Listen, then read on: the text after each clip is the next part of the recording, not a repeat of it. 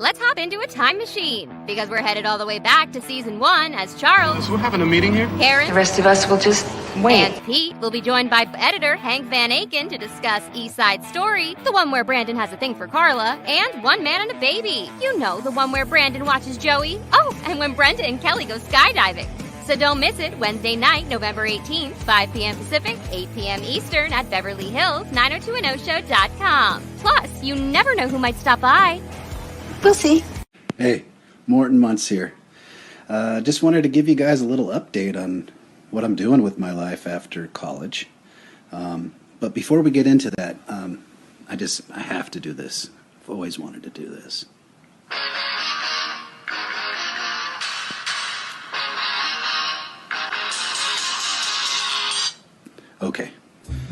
Okay, so after college, I took it upon myself to purchase a failing brewing company.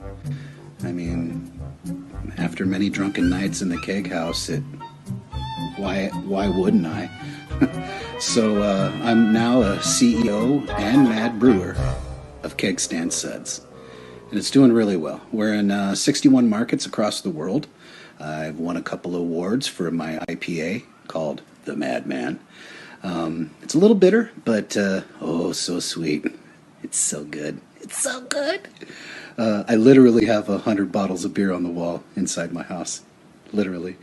My wife isn't happy with it, but, it is what it is. On the weekends, I also help her out at her produce stand at the farmer's market. So I guess you could say I'm a part-time produce manager as well. So take care, y'all. Hey, Beverly Hills 90210 fans! Are you ready to dive deep? Episode by episode, storyline by storyline, character by character, as we break down the making of your favorite zip code. With your host, Charles Rosen. Did I say that? Perrie Samotin. This thing about the real person, and we're going, what? We're getting rid of this guy. Pete Ferrero. And growing up, my TV crush is Clare Arnold. So I mean, she has to come on the show at this point. Fashion guru Perrie She was Samotin. like 25 or something. What the hell? She looked so old. Like so many special guests. And all your questions. Live on the Beverly Hills 90210 show. Oh, yeah. Okay, this is happening.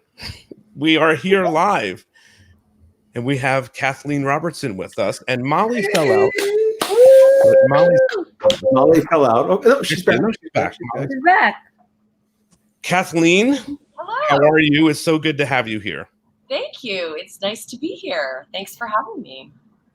I'm getting attacked already. Pete's dream came true. Yes, okay. It's happening. It's awesome.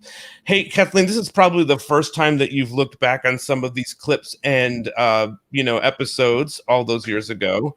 Was it a fun trip for you to kind of revisit that character?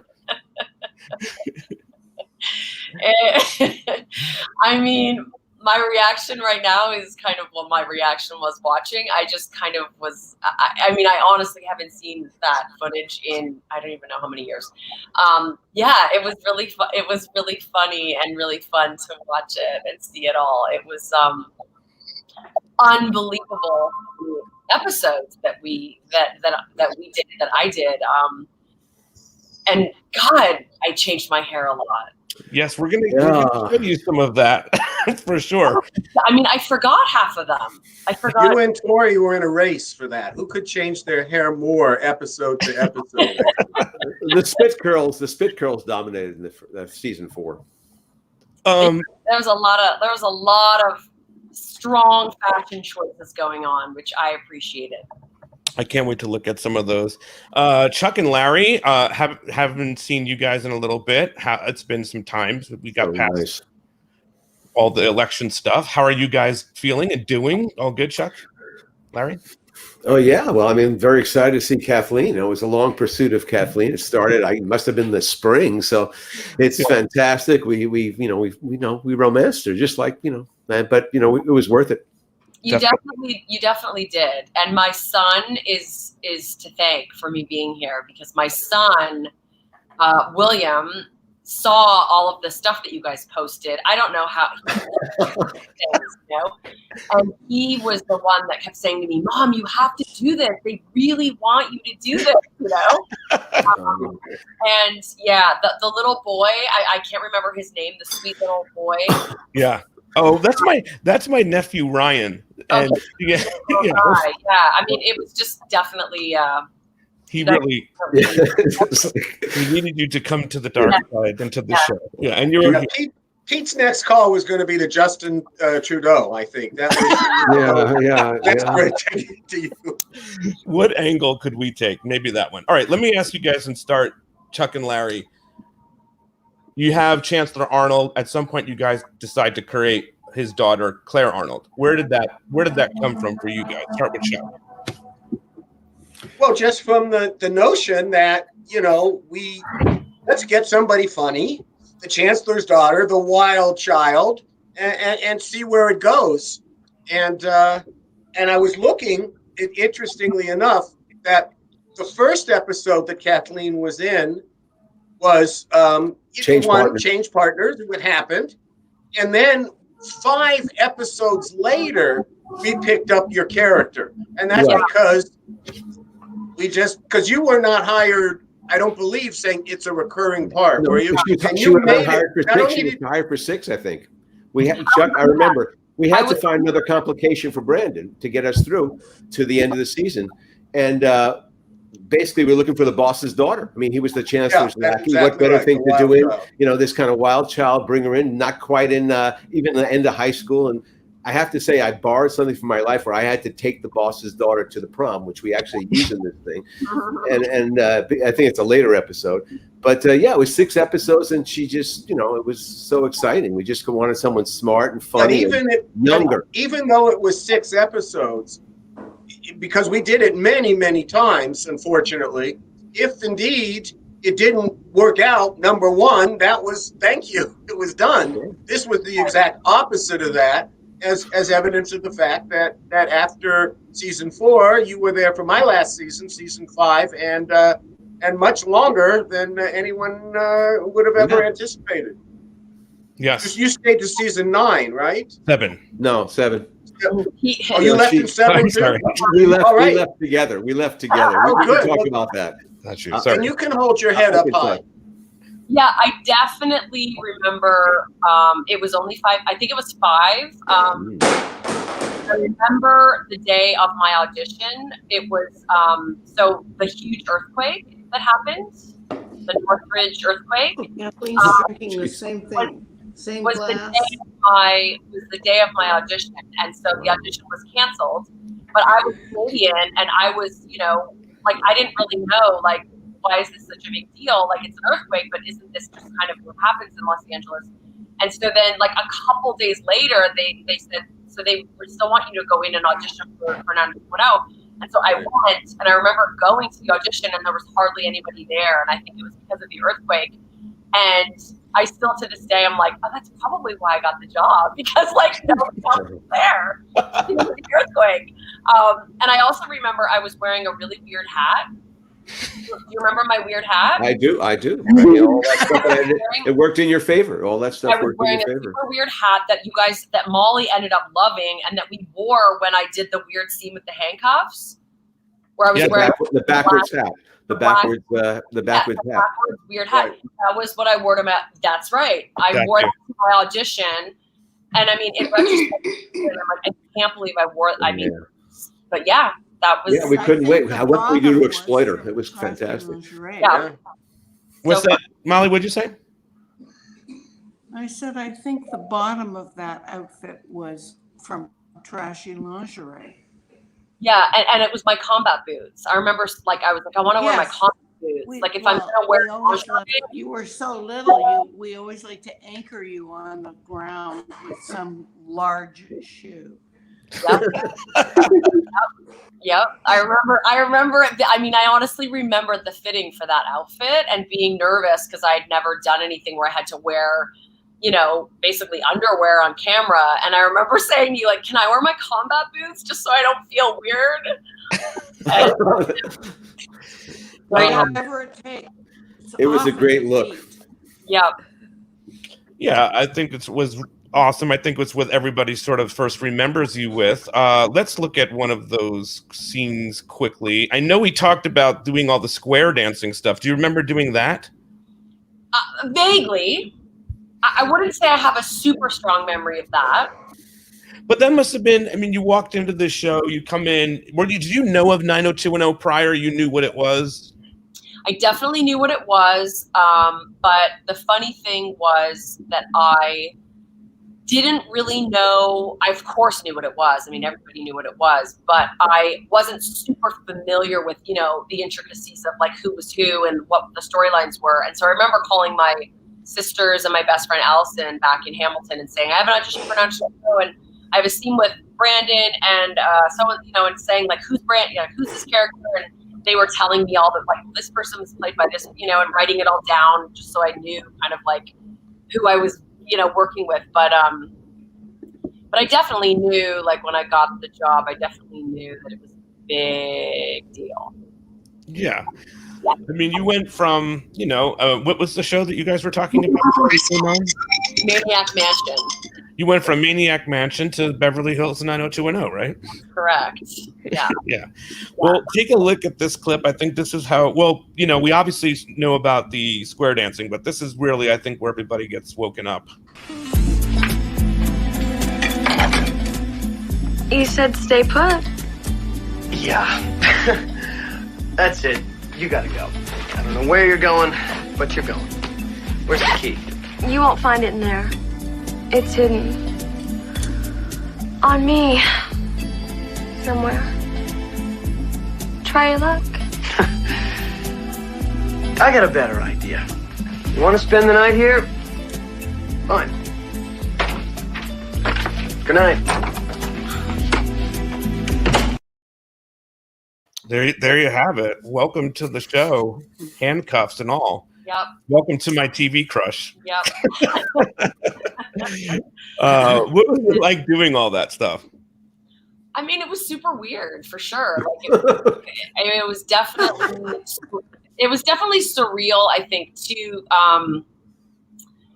given how massive the show was, the characters at the time it was like they were on the cover of Rolling Stone, and it was like there is no comparable show today that is anywhere close to how big that show was at the moment that I was cast, Like, I can't think of, my son is always like, well, was it as big as Riverdale, or was it as big as, and I'm like, oh my God, it was like, I mean, the fact that we're still talking about it all these years later, is exactly, sort of it was. So I think it was definitely, it was my first American job. I was like a girl from Hamilton, Ontario. I was driving a Geo Prism, I was broke. I literally was like, all of a sudden overnight went from, being completely unknown to having people literally like freaking out, running up to me in the grocery store. So it was massive. It was huge. What was that like? What is that like for you at that time to deal with something like that? What is that like? It was very sudden. Like, I think, again, like, I don't know what the comparable would be today. Like, I don't know what show or what sort of thing you could compare it to, because it was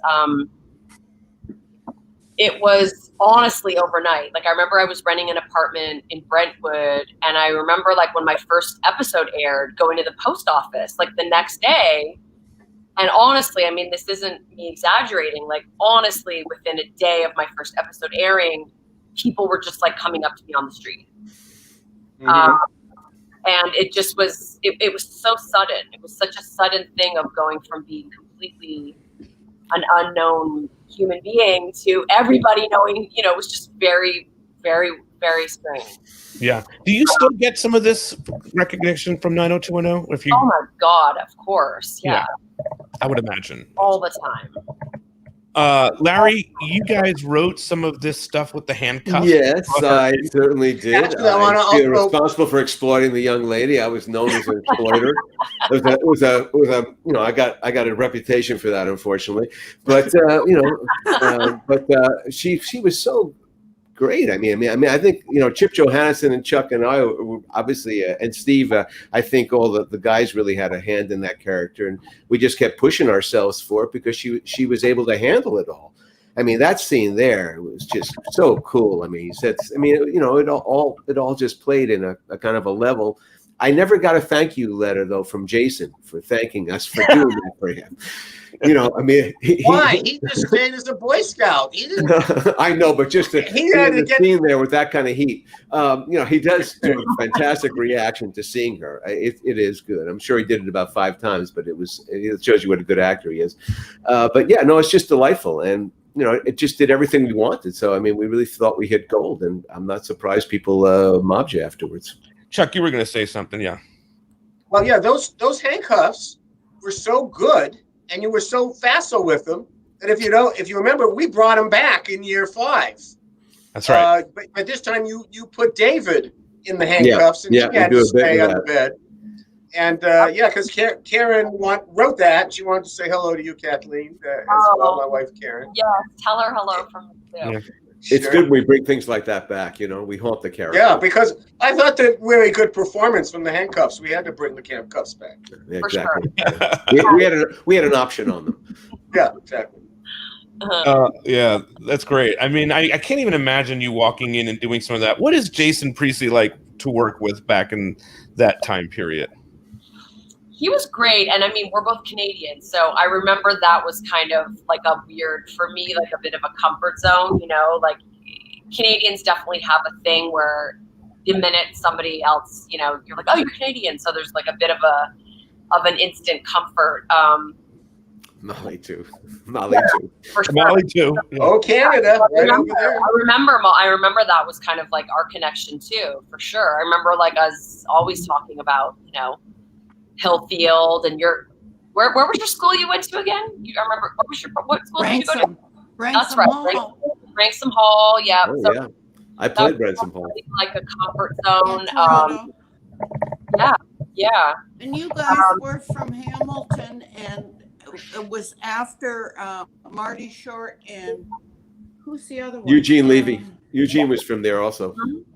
Was he really? Yeah. Eugene's from Hamilton. Yeah, they did me. He was from the West Coast. No, they were look that up.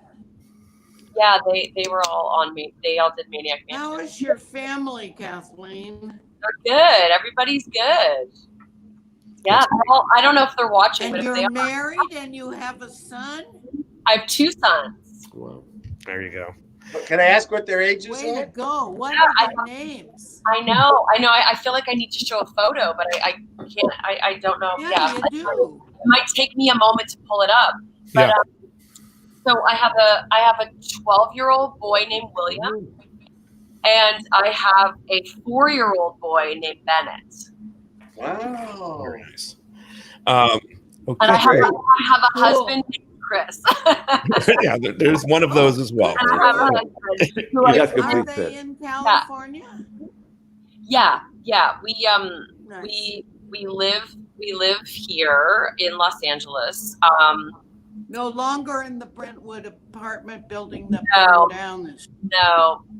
I was so worried. I had 2 friends besides you that lived in that building. Ugh. Crazy. Yeah. Let me ask you, Kathleen.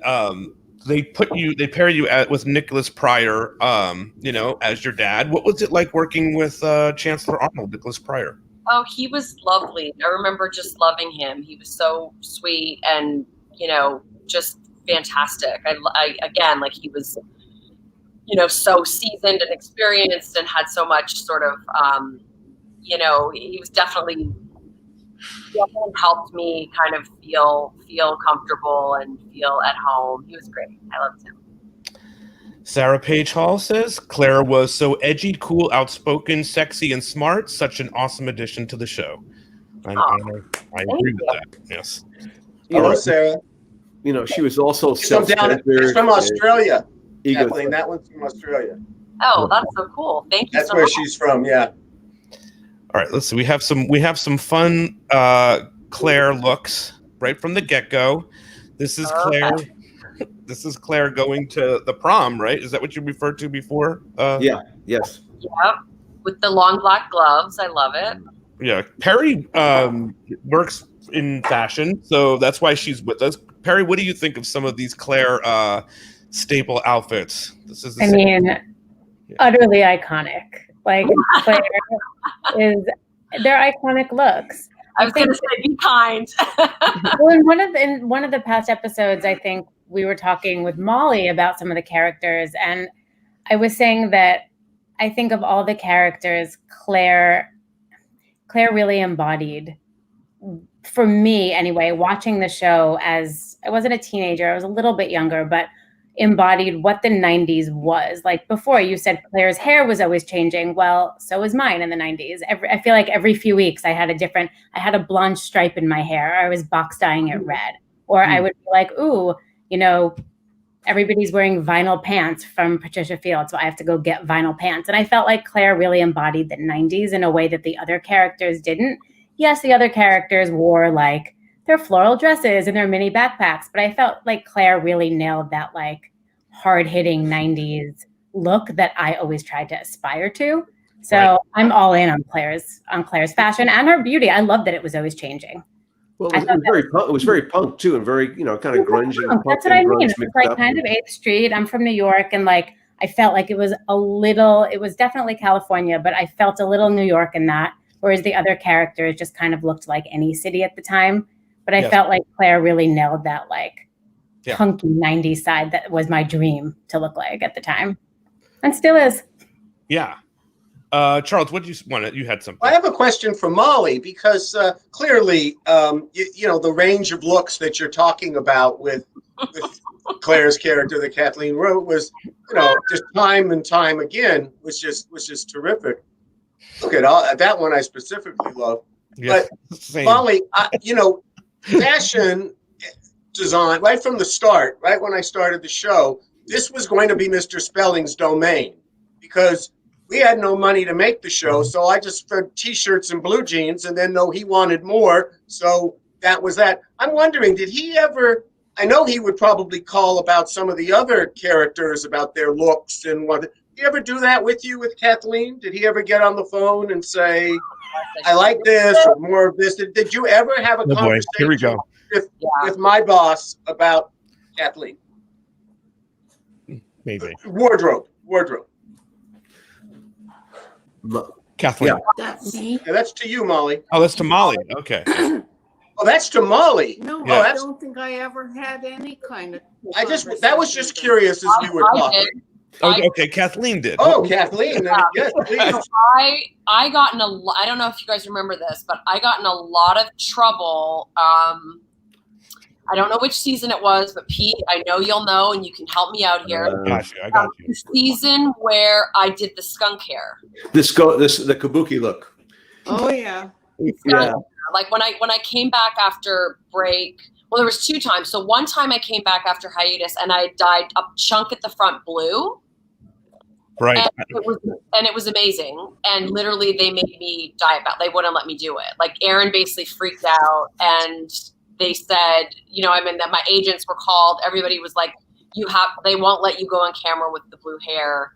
And I really pushed back, and I really said, here's why. I mean, this is so my personality, but I so came at it from a place of like, I literally spoke to Aaron about it. And I said to Aaron, like, here's why I think you're wrong. And this is like, so exactly what Perrie said. Like, this is so, people will love it. Kids will love it. It's super reflective of like what's in right now. Claire is like a character that pushes the envelope and like, trust me. I just kept saying like, trust me. It's great. It's cool. Like, it's amazing. The fact that you don't like it is exactly why we should do it. And I lost. And they said, basically, dye it back or you're fired. And I said, okay. Dyeing it back. This was under your watch, Larry. Where's Nana? I think so. You know what? I just remember there was one really look that we did not like. I don't remember the being blue though. I don't remember the blue. I just remember. And then the skunk one, everybody hated. The skunk one, yeah. I remember the skunk one. Everyone hated the skunk hair, and I of course loved it. And I loved it. Yeah, we thought. And also got into it again, like, and had to. I definitely got in a lot of trouble. Well, no, that was like my Wait, Molly. Molly's got a picture. You got to move it to the. You got to move the picture a little, Molly. In front of the camera. Move it the other direction, Molly. While Molly moves the picture. Okay. One of the reasons, I'm by the way, that person. Go ahead, Chuck. It's okay. and we love you for that because I'm not either.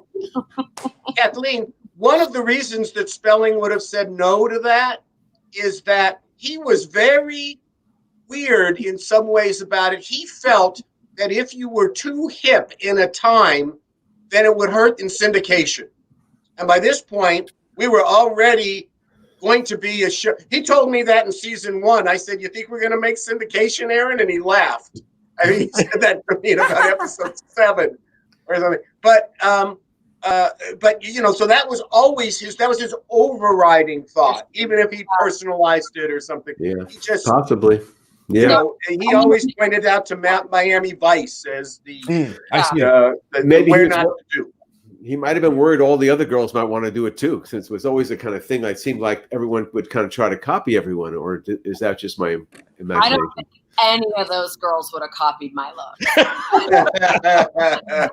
maybe the girl that played maybe Tori. Tara, Paige Moss maybe would have done that. The stalker, Kelly. We're not. Oh, Tara, yeah. We just had Paige Moss. We just had Paige Moss on the show. The woman who did the Kelly single white female story. Oh, that's cool. That's cool. Yeah. She takes your orange juice. You're very upset about your orange juice. I said, which I noticed when you first moved in the episode we saw. When you first move in, you also have orange juice. You know, very consistent character writing. Thank you. Thank you, Chuck. Interesting. I'm curious what it was like. Then you did 6 episodes in season 4, and then at some point they said you want to come back, right? So what was that process like for you? And I'll ask you guys the same thing, Chuck and Larry. What was that like for you, Kathleen, deciding to come on? I mean, it was hugely thrilling. I remember, again, like it was supposed to be a quick little job, and I didn't find out. Correct me if I'm wrong, but I think the only reason I was brought back was because the character was well received. You know, and I think people just genuinely were kind of into her. That's usually why you bring a character back. Yes. Plus the staff really liked. I mean, we like writing for you. But I didn't know. I mean, nobody knew. It wasn't like I knew. I remember, like we sort of. I think we did it, and then we were done, and then I sort of found out. Oh,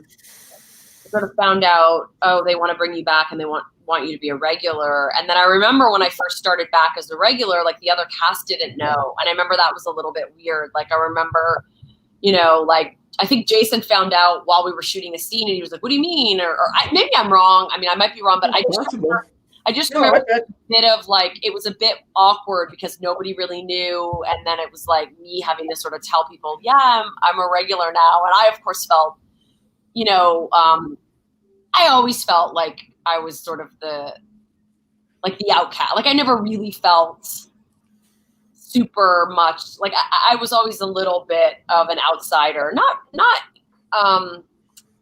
I don't know how to describe it. I guess just because of where I'm from, and you know, I'm just it just always felt a bit surreal to me. You know, I wasn't on from the beginning, so there always was a bit of that thing of, you know, originals. Yeah, like playing a secondary character. You know, when I was a secondary character. I was not one of the main characters, and so.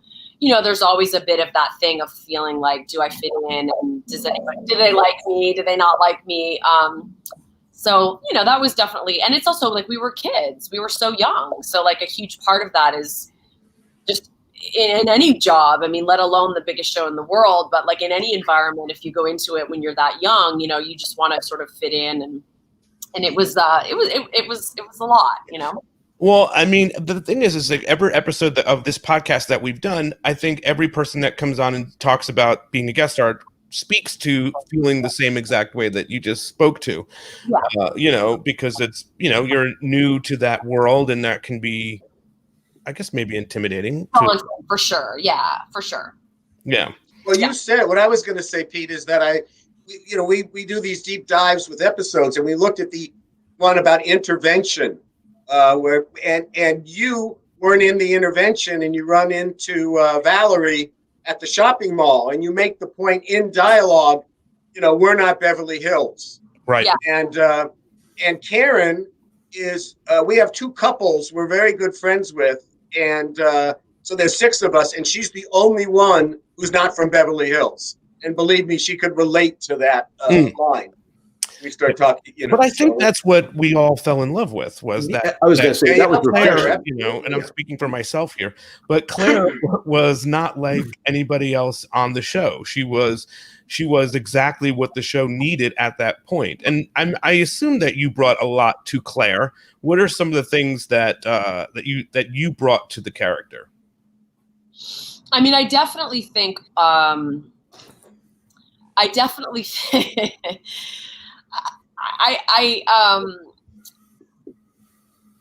was very, and Molly can speak to this, like I was very, very adamant about her look being what it was. I mean, all of the choices of her look, like I remember, Molly, I don't know if you remember this, Molly, but I've never worked on anything since that let me do this. And it was the coolest thing ever. But like Molly would sometimes let me, because Molly and I were buds, and she trusted me and she knew how into fashion I was. And Molly would sometimes let me go. I don't know if I'm allowed to say this. I'm going to get in trouble. Go for it.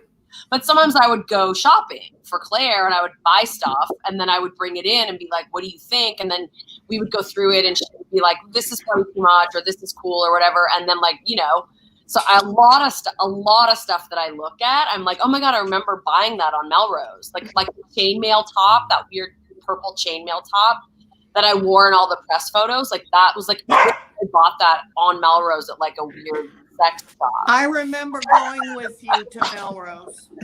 Yeah, we would go to Melrose and like walking up and down, going in stores, and you would put stuff on over what you were wearing, and we would buy it. Yeah, but it was you couldn't do that with everybody. Yeah, we totally. I mean, so Kathleen, Kathleen and I kind of agreed on that. Yeah. Holly wants to know, oh my God, this is amazing. Pete, how are you feeling? Ha ha. I'm feeling wonderful. Kathleen looks TV crush worthy, and I love it. So I'm doing wonderful. Thanks for checking in on me. All right, let me show you this. I think this is relevant because Alex Trebek just passed recently. So here's another Canadian on Jeopardy. And yes, exactly. Hang on, that's not a clip. Hang on. Maybe I'm not doing so good. Here it is. Sorry. And here are the categories. We start you off with Minnesota studs. Next we have Walshes, twins, chancellor's lackeys, hot guys, and finally, presidents. I'll take Minnesota studs for 1,000. The answer is he and his fiery twin sister, Claire. Who is Brandon Walsh? That's right. You retain control of the board, so pick again. Okay, I'll take Walsh's for 1,000. Answer. This Walsh, one of America's... Claire? Who is Brandon Walsh? That's right. Another 1,000 for you, and that sound means you're out of double jeopardy, and Claire winds up with $52,000. Johnny, tell her what she's won.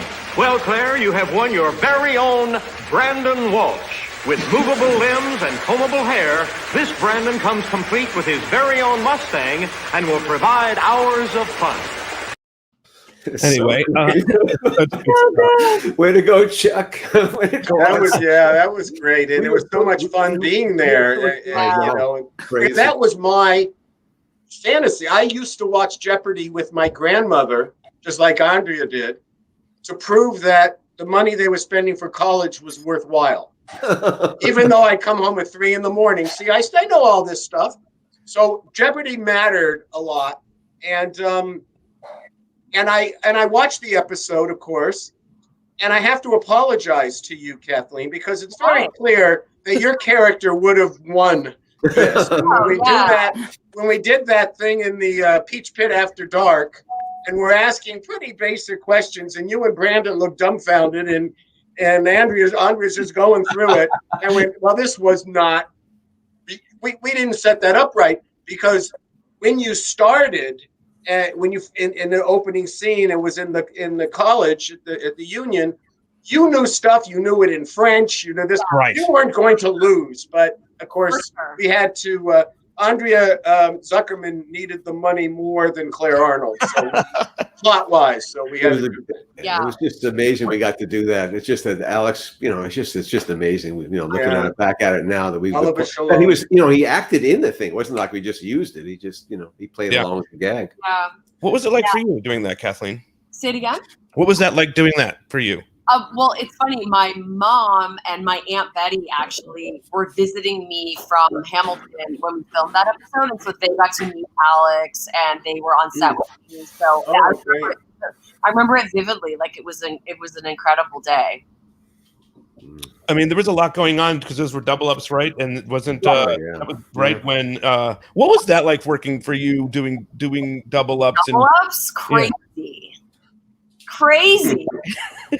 I mean, honestly, I don't know. Like, does anybody do that anymore? No one's ever done it since after season 7 ever. I mean, it was insanity, and it actually, like, I have to say, like, every job I've done in the last many years since then, I always laugh when people bitch and moan about like schedules being hard and being like tired or whatever. I'm always like, you have no idea until you've done double ups. I mean, it was insane, and I wasn't even, it wasn't even like I had, as much to do as some of the other actors, but it was a lot. The only time I had a gripe with Clare Arnold, and I'll show that to you. All right, type in "Go Ent Rock." There's a whole Rolling Stones section. Okay, one sec. Let's just check out this live chat conference first. See what these cretin fans are saying. The San Diego show was awesome. Mick was shaman-like. Keith was killer. The Stones rule. Kenny. Claire, what are you doing? Chatting back. Kenny, obviously anyone who uses as many cliches as you do probably wouldn't know good music if it was injected into his ear. Claire, these people are going to jump down your throat. You're going to get flamed. Exactly. Oh, here come the angry responses now. The first internet troll on TV. Yeah, it's Clare Arnold, the first internet troll on TV. yeah. Before the web. That was before the web. Yeah. Do you remember doing that? All that Rolling Stones episode? I totally remember the Rolling Stones episode. I actually was kind of bummed that you didn't send me that clip. When you're at the Stones show? Yeah. Sorry, I didn't pull that one. Yeah. You'll have to send you the whole episode. Yeah. The whole episode. It was great. I mean, that night was insane. Like that night was unreal, insane. I was literally being, it was. Yeah. We had David Simmel on and we talked about it. Yeah. Well, that was my personal favorite location. And in my least favorite location, I was with Kathleen, and I rarely went to the set, as we talk about, and certainly didn't go to many sets on location. But I had to see what the Scientology Center was all about, and I was I don't know if you remember filming there, Kathleen, but when you did the hotel, that was the Scientology Center. I don't have that. What yeah. Meaning that when she went on the date at the prom, Brandon, where you ended up dancing to Ace of Base was the Scientology Center on Franklin, the celebrity on Franklin. And so that was one I wanted to see and wanted to get out as soon as we went. Yeah, but I don't know if you have any memories of that particular stuff. Building originally.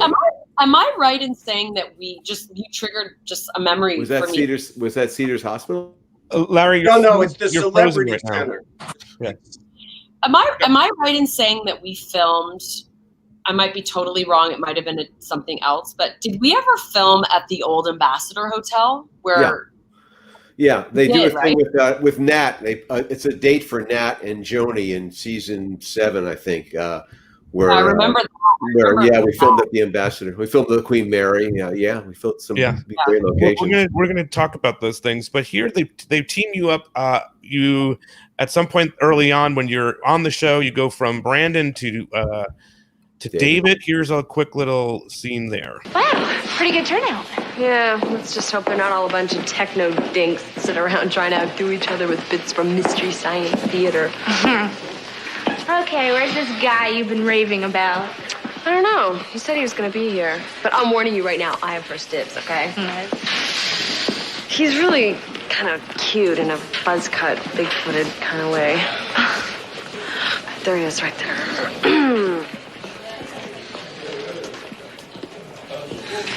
Look, I know your friend.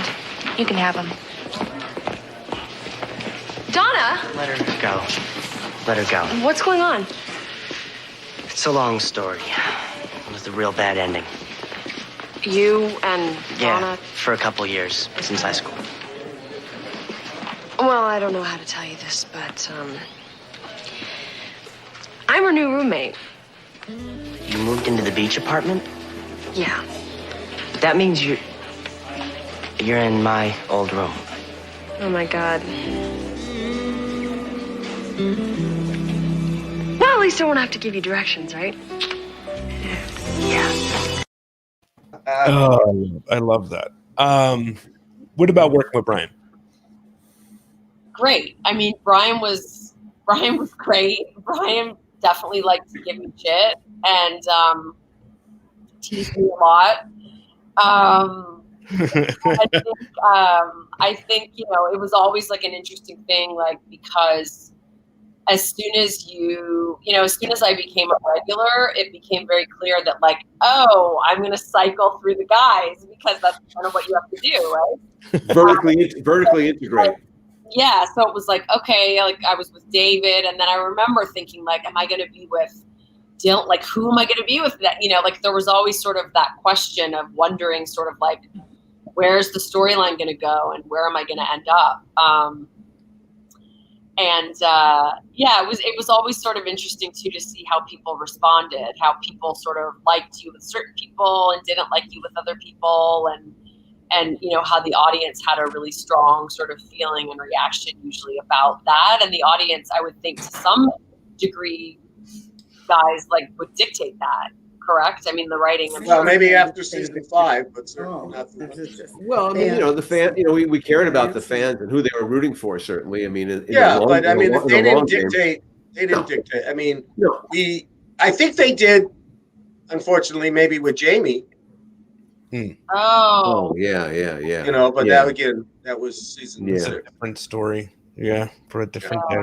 What was it like, Kathleen? Someone asked that question. I'm sorry, I missed who it was in the room. What was it like working with Jamie Walters? We had him on our Super Show. He sang a song. It was incredible. He still sounds amazing. He's amazing. I love him, and I haven't seen him in so many years, and we were really close. And I remember he did a show at Canada's Wonderland in Toronto, and I remember when we were on hiatus, I was home in Toronto with my family, and I remember I went with my best friend Allison and my friend Becky, and we went to his show at Canada's Wonderland, and it was like, talk about like craziness. I mean, literally, it was like we were kind of snuck in, and they sat us at the front, and just thousands and thousands of teenage girls losing their shit over Jamie. Right. Great. I love that. Perrie, do you have any questions for Kathleen so far, or comments? Well, I have a comment that I think the first time I was on this podcast, probably like 2 months ago, I said in passing, I don't remember, Pete, what you had asked, but I said it in passing. And then I was really excited to find out that Kathleen was actually coming on, because I feel like it's a good time to actually say it in a meaningful atmosphere. Okay. But I find that when I rewatch 90210, I've always really loved it. As I said, like, I loved the character of Claire's clothes. I loved her style. I loved that she was a little bit sarcastic, but I was a kid watching it, right? But when I watch it back now as an adult, I kind of equate the character of Claire with the character of Miranda on Sex and the City, because when you watch Sex and the City originally, everybody wants to be a Carrie. And when you watch 90210 originally, everybody wants to be a Kelly, or everybody maybe wants to be like a Donna. But now I feel like we should all be Claire's. Claire was smart, and she was self-possessed, and she was sort of sarcastic, and she knew who she was. I mean, she had, when she first started, like, she was a little bit of a wild child, but she was in high school, and I get that's why. But as the show went on, I really, as an adult watching it, I really find that she was much more, I don't like to use the word role model, but like, she was just a really interesting character. And so I maintain now that like we should all be Claires. But watching it as a kid, I probably did want to be like the Kelly because that was the dream, right? Like a blonde California girl because I wasn't that. But now watching it back, I'm like, we should all be Claires. She was the smartest, coolest one by far. What's your take on that, Kathleen? Should we all be Claires? Oh, I think it's sweet. I mean, it's cute. It's sweet. It makes me feel really good to hear you say that. It's taken me, as I told Pete, it's taken me, you know, I think one of the reasons I was really hesitant to do the show is like it's just taken me weirdly a really long time to feel like comfortable even talking about the show. And I don't know why. It's always been something that I don't know. It's hard to sort of articulate for me, but I think because I was so young that there's almost like a part of it, and it was so heightened. The experience was so heightened that I've always been a bit, and people have always been so curious about it and been so kind of in sort of, you know, the dark side of it or like the behind the scenes stuff of it that I've always been kind of protective about the experience. So it's nice to hear you say something that's like super positive that makes me feel that it like it's genuine, I guess. I think it took me a long time to understand that when people were really genuinely excited about the show, that it was coming from like an authentic place and not sort of a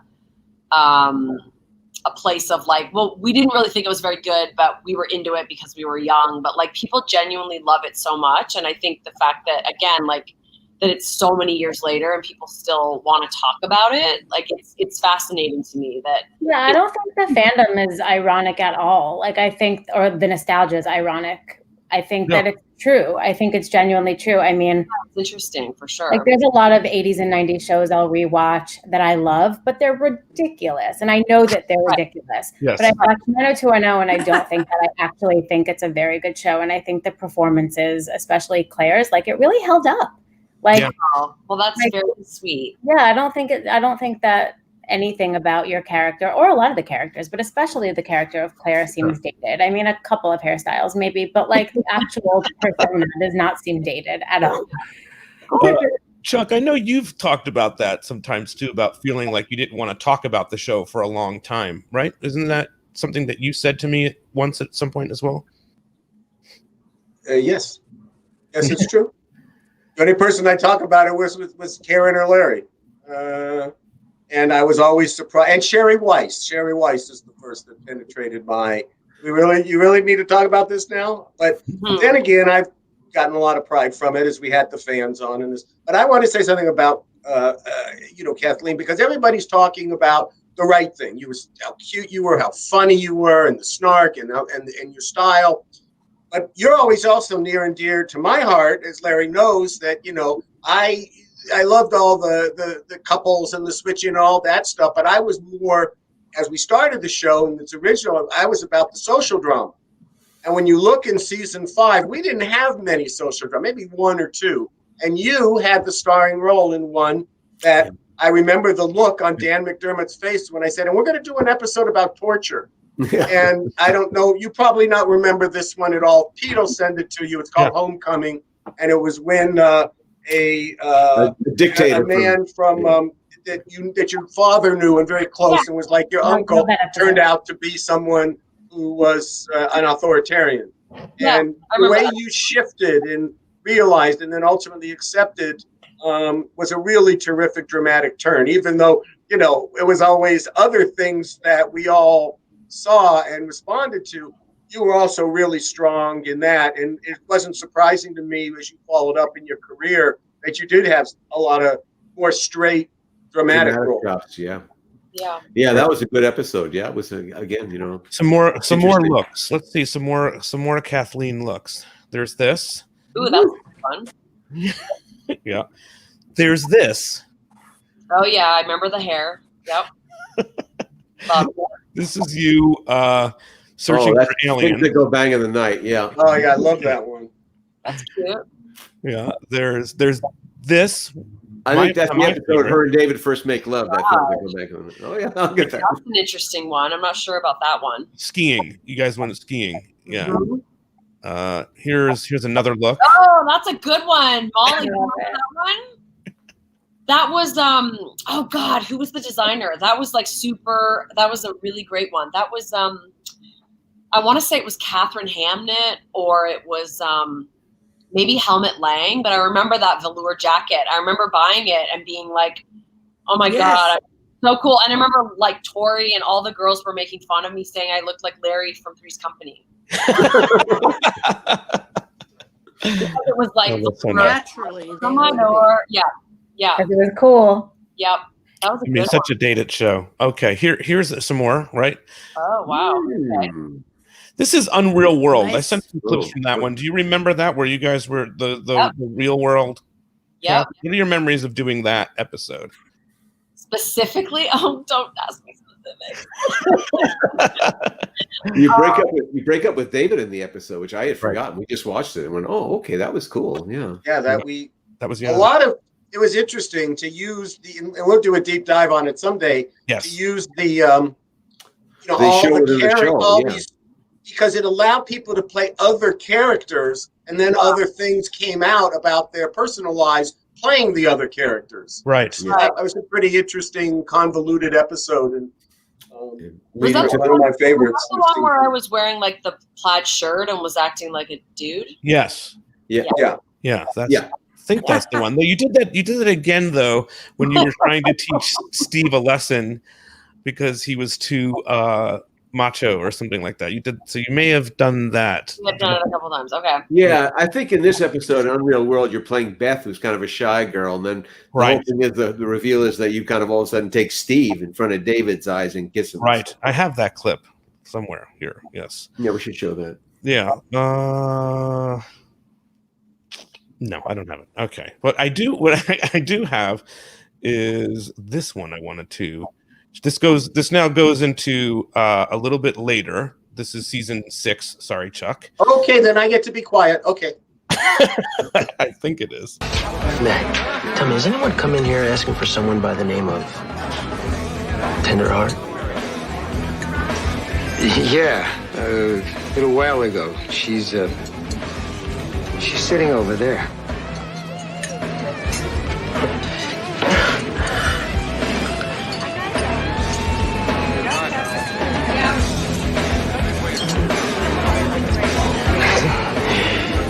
Saying isn't so.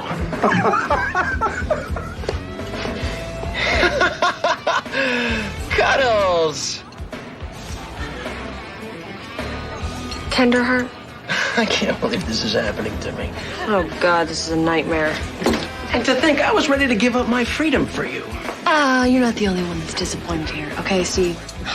Mr. Sensitive, Mr. Love makes me cry. Oh, please. I thought I was coming here to meet Mother Teresa and Claudia Schiffer's body. So I stretched the truth a bit. A bit? Stuff it, all right? Well, I didn't lie about everything. I am free tonight. Me too. I had a date, but I ditched him. Can I buy you a cup of coffee? Cuddles? Yeah. Why not? Tenderheart. I mean, everybody's loving this. Yeah, internet dating. Claire and Steve working with Ryan. Tell me about Claire and Steve. Everybody wants to know too if Claire thinks that if Kathleen thinks Claire belongs with Steve. Well, I know that the audience certainly felt that way. I mean, people were obsessed with them together, loved them together. And I think it was really funny because, again, by the time my character got together with Steve, it was it was sort of, I don't know, what season was it? You know? I think it was season 6. I think it was because it was right after. Well, you broke up with Brian in Unreal World. That's 5. So I think season 6. I think it's season 6, beginning of season 6. You know, But internet dating. I mean, it was. I remember when I got the script, and it was clear that the writers were moving in the territory of like, oh, Steve and Claire, and I remember thinking, oh, this partnership is ridiculous because Steve is so straight and he's such a kind of frat boy, and Claire is literally, as we've discussed, kind of punk rock, and like you couldn't have a weirder pair, and how is that ever going to work? And I think that was exactly why it worked. I think the fact that they were such opposites, and that like he kind of got a kick out of her, and she was kind of like, you're so not for me, but you weirdly are for me. I think that's what made that relationship kind of work. That they were so different and so opposite. And, you know, in real life, I think Ian and I too were very different. We got along great and we had a great working relationship, but we were also very different. And so I think that was really what ultimately made that relationship click. Yeah. You know, I was going to say the characters, you know, both made each other better people, which was really interesting. Yeah. And I think that's why it really worked so really well. Yeah, for sure. But yeah, we really liked it. Yeah, for sure. And of course, I mean, we actually, but of course you had the Prince also. We thought that was a way to go also. We had Prince Carl. We actually had the actor, Nick Kariazis. What was his Kariazis? That's right. Close enough. Yeah. Yeah, close enough. He came on the show. We talked to him. Then you got to do some stuff like this with Ian. Drink this up. Yeah, it'll be better in a second. You know, I've been thinking. That night in the hotel room? Yeah, me too. Claire, it's not like I'm not attracted to you. I am. And I'm attracted to you, too. I just don't think we'd work as a couple.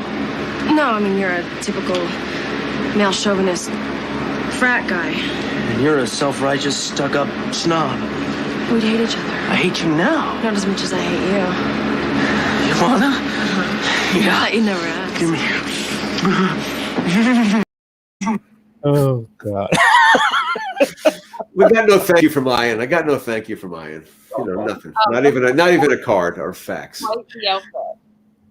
Oh, that was good. Some good stuff. All right, let's see. People are saying Kathleen and Ian, amazing chemistry. It came out so natural. Great acting. Brian says Claire and Steve probably were the best and most stable couple of the college years. So a lot of positivity around. Yeah. Couple. Okay, let's see. Now you got to go on. Larry talked about this too. You got to go on the Queen Mary and watch the Goo Goo Dolls in an episode. Do you remember doing that and watching the Goo Goo Dolls and all that? I do. And didn't we also have, I mean, we had the Flaming Lips too, right? Oh yeah, Flaming Lips. Yep. Mm-hmm.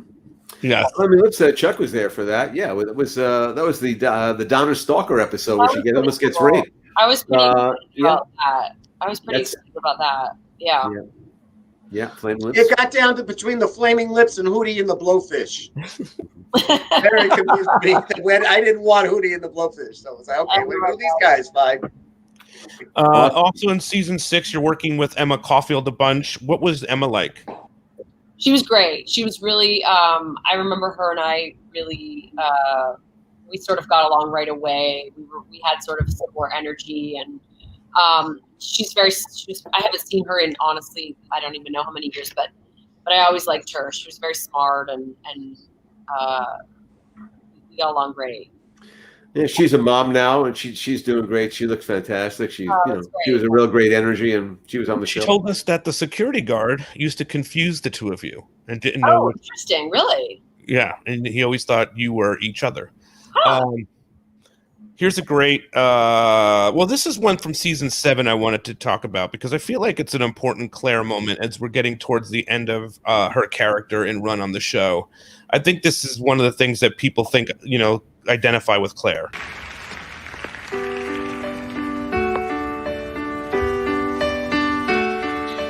Darling, you can count on me till the sun dries up the sea. Until then,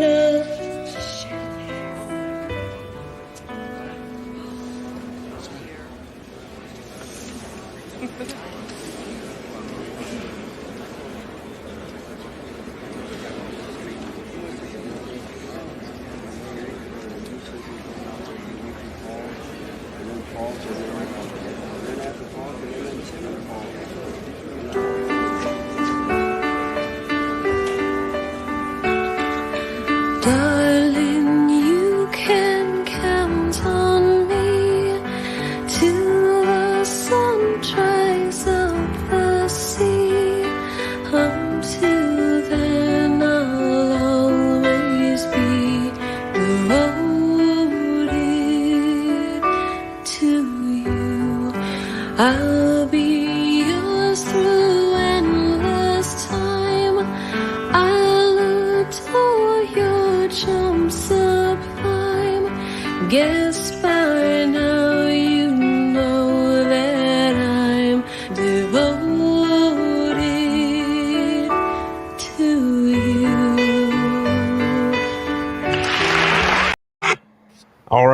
I think that's awesome. I think that's one of the best Claire scenes. What do you remember about singing and all that?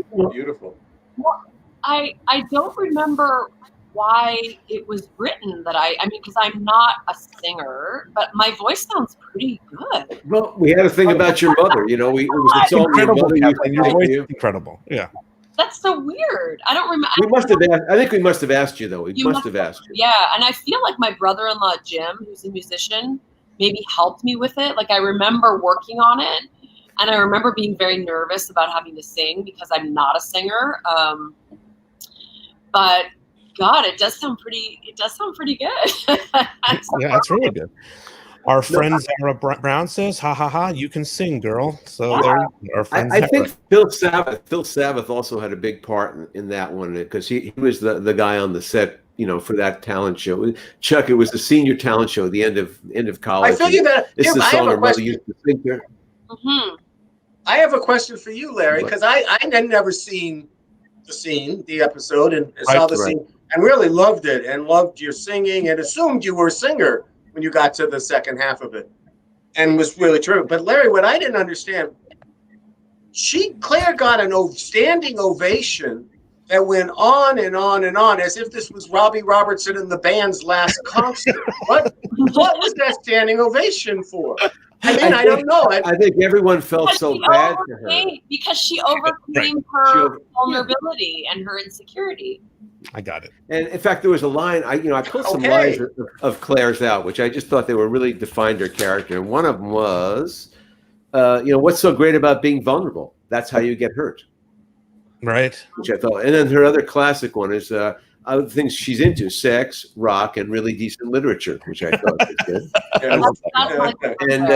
And then, are you freaked out because of who my father is? Which we have that T-shirt, which we always like today. He's got right now. Yeah, I mean, there's some really good stuff that really I thought defined her. And then also the simple one was, I expect a lot of people. Claire was a very judgmental character, and that's why she was so difficult. I've thought about her, but also good on Steve because she made him better.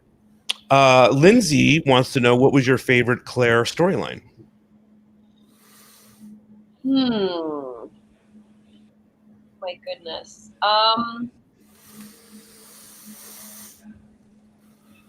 I mean, it's kind of hard to beat the opening. I think like her intro stuff, not to say that the writing did get better, obviously, as it went along. It's always sort of annoying to say the beginning stuff was the best. As a writer, I apologize if you hear it as that. But I mean, I think her intro stuff was really strong and really cool. Just sort of the introduction of who she was and the backstory and the initial relationship with Brandon, I thought was pretty fun. Was pretty fun for me. Also, I think because it was my first experience on the show, so I think that always will hold sort of a special place for me. Mm-hmm. Michelle wants to know, who should Claire have ended up with? Donna.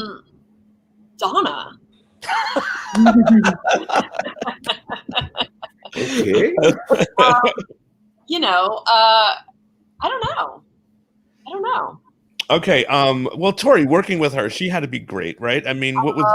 I love her. She was my comfort zone. She was the nicest of everybody to me. And we were fast friends. Like, we just clicked and connected right away. And she was just the most welcoming, cool human that, there could have been. Like, I just loved her. And we worked together years later on Scary Movie 2, and we became fast friends again. And we stay in touch a little bit through text and stuff. Life's obviously so busy with kids and everything. But I love Tori. She's actually, like, whenever people ask me, like, what's your fondest memory of 90210, I always say my friendship with her. That's really awesome. What about Luke? I mean, it's such a bittersweet thing to talk about now, but he was wonderful, and he was, I think I've told this story before, but I always remember, like, the first day I met him. I was in the trailer, and I was brand new, and I was super nervous, and he kind of waltzed into the trailer in cowboy boots and no shirt, and was chatting with somebody, and I remember just kind of like not even wanting to look at him because he was so handsome that I just was like, oh my gosh, you know, and in being introduced to him for the first time and just thinking like he just had such a, he was magnetic, you know, he just had like this energy about him. He was really incredible. Yeah. Larry, what was the advice that he gave Emma Caulfield? Do you remember what Luke told him? How are the bitches treating you? What did he say? What was the advice? Something like that, yeah. Yeah, first he'd say, well, yeah, that's what he would say. In fact, he said that to basically every guest star, I thought. How are the bitches treating you? Yeah. They really had you do some wild stuff, Kathleen. There's this. This is just an image. I'm not going to play the clip. Oh, yeah. Mr. Walsh Goes to Washington. Chuck loves this. I mean, unfortunately, it was all our fantasies. I mean, we got to really live out our stuff. The whole 5 years was our fantasy. We exploited all these lovely actors, you know, with our fantasies. It's fantastic seeing it now. I understand it finally. That. Yep. Do you remember shooting that with Dina Mayer? I do, and am I right in saying that I had to kiss her? I think maybe. I don't know. I don't think if you did, it didn't make the final cut. Yeah, maybe so. That footage. We really need to find that. And see. I feel like, yeah, I do remember it. Yeah. Okay. Let's see. We have some more questions here. Oh, so tell me about this. I just saw this pop up today. You're doing this. I am. You're joining an ABC show. This is really exciting. Fantastic. I am. Ka-ching, ka-ching. I know. Yeah. Good. Triage sounds. Network is the only game left, so enjoy it while you can. That's yeah. I actually have my cast dinner by Zoom in 45 minutes. Oh, there you go. I'm gonna get to meet all the cast. So yeah, it's exciting. It's really cool. I hope it's a great experience for you. Stuart wants to know, what did you have most in common with Clare Arnold, and what did you have least in common with Clare? I mean, I felt like I was pretty. I feel like the character of Clare was very me. I mean, like just the sarcasm and the the edginess of her, like, was totally me. And the kind of shit disturber is definitely me. But yeah, I'm just thinking of like what wasn't like. I mean, I feel like we had a lot of similarities. Yeah. Yeah. Okay, and then obviously the character leaves the show. In season 7, was that were you offered to come back, and was that a tough decision to leave at that point? I was offered to come back, and it was a very in retrospect, when I look back on it now, it was so, I was so young, and I was genuinely just kind of ready to do something new. I had done 99 episodes, which I think is so funny. I didn't do 100, I did 99. And I genuinely just wanted to do other stuff. And I also wanted to, weirdly, I'd never had any training as an actor. And I decided that I wanted to leave, and it wasn't at all because of anything negative. It wasn't because I didn't enjoy the experience. It wasn't because I didn't like doing it. I just genuinely was kind of like, okay, I've done this. I'm young. I want to do something else. And I remember Aaron, I remember being called in, my agent and myself, we went into Aaron's office, and they thought I was holding out for more money. And they brought me in, and they were like, okay, what do we need to do to basically get you to come back? Like, this is clearly a financial thing. And I was like, oh no, it's totally not a financial thing. Like, it has nothing to do with money. And I remember, them kind of upping the offer and making the deal sweeter. And I remember just saying, like, and I was so kind of earnest and genuine about it. I was just like, oh, thank you so much, but like, it has nothing to do with money, and it has nothing to do with anything other than just I'm ready to try something else. And I was, at the time I was doing, I was very much like, I want to be an indie film actress, and I was doing movies that were at Sundance, and dating an independent filmmaker, and that was like my headspace. Like I was just kind of like, I want that, and I want to do that, and I've done this, and so I remember it was really hard though. I remember Tori was really kind of bummed and disappointed, and it was definitely awkward, like letting everybody know that I decided that I wasn't going to come back, but it really just came from a completely honest, genuine place. It didn't at all come from a place of, I don't want to do this anymore for any negative reason. It was just genuinely a really, like a 22-year-old girl being like, I want to do something different, Yeah, totally. Michelle wants to know if your son has seen 90210. He's seen clips, and he can't believe that he's just like, oh my God, Mom, what is happening? What are you wearing? And what is going on with your hair? Like, he just thinks it's hilarious. I haven't let him watch full episodes yet because it's a bit too racy for him. You could say that. So you left the show, and you went on to doing other things. I know I love you in Boss. I think that's one of my favorite roles that you took after the show. What are you working on now? What was your experience like working on Boss, and kind of keep us updated where you are, so how people can find you and all that. Yeah, Boss was amazing. It was definitely kind of the dream role.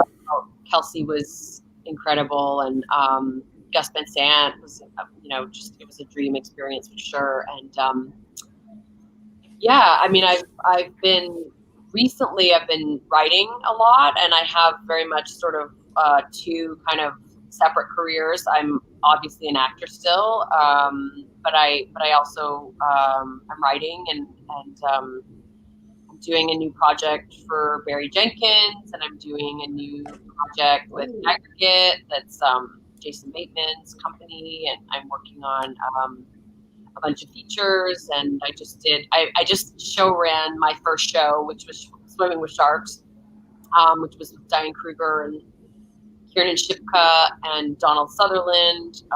So that I'm editing that right now, and we're working on that. So yeah, lots of different fun, interesting things. Yeah, absolutely. Oh, great stuff. Perrie, any other questions or comments for Kathleen before we let her go? My last question was actually going to be about Boss, because I was a huge fan of that show. I loved it. I loved it too. I'm excited to watch you on Triage, though. Thank you. Yeah. Thanks. Yeah. Definitely. Awesome. Well, Kathleen, I'm all about gratitude these days, and I can't even know how to word the gratitudes to you because of just nervousness and all that. But I just want to tell you, thank you so much for coming on here. Thank you for meeting me.